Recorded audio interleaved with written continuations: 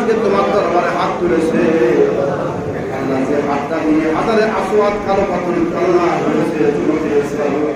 বগুড়ার শিবগঞ্জ উপজেলার আলিয়ারহাট শাহী জামে মসজিদে শুক্রবার বাদ জুম্মা মরহুম আলহাজ একেএম আব্দুস সাত্তারের ২০তম মৃত্যুবার্ষিকী উপলক্ষে দোয়া মাহফিল অনুষ্ঠিত হয়।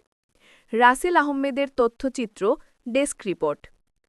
আয়োজনের উদ্যোক্তা ও সভাপতিত্ব করেন তার সুযোগ্য সন্তান সাবেক প্রধানমন্ত্রী দেশনেত্রী বেগম খালেদা জিয়ার অ্যাসাইনমেন্ট অফিসার এবং শিবগঞ্জবাসীর আস্থাভাজন নেতা ডাক্তার ফিরোজ মাহমুদ ইকবাল। অনলাইনে যুক্ত হয়ে তিনি আবেগঘন কণ্ঠে বলেন, প্রতিটি সন্তানের কর্তব্য বাবার কবরের পাশে দাঁড়িয়ে দোয়া করা।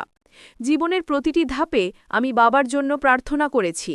তিনি মরহুমের আত্মার মাগফিরাত কামনা করে সবার কাছে দোয়া চান। অনুষ্ঠানে প্রধান অতিথি হিসেবে বক্তব্য রাখেন আলহাজ ডাক্তার আশিক মাহমুদ ইকবাল, স্বাধীন স্বাস্থ্য বিষয়ক সম্পাদক, বগুড়া জেলা বিএনপি ও সিনিয়র সহসভাপতি, শিবগঞ্জ উপজেলা বিএনপি।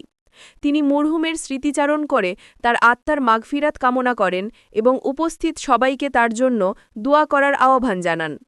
দোয়া মাহফিলে বিশেষ অতিথি হিসাবে উপস্থিত ছিলেন শিবগঞ্জ উপজেলা বিএনপির সাবেক সাধারণ সম্পাদক ও সাবেক পৌর মেয়র মতিয়ার রহমান মতিন, বগুড়া জেলা জাতীয়তাবাদী সমবায় দলের আহ্বায়ক M A Mannan, Mokamtala union বিএনপির সিনিয়র যুগ্ম সাধারণ সম্পাদক আব্দুল লতিফ সরকার, বিহার ইউনিয়ন বিএনপির সাংগঠনিক সম্পাদক এবিএম শাহিনুর ইসলাম সাজু এবং আরও অনেকে।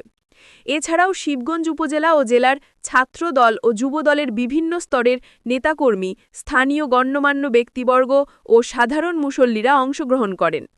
দোয়া মাহফিলে মরহুম আলহাজ একেএম আব্দুস সাত্তারের রুহের মাগফিরাত কামনা করা হয়।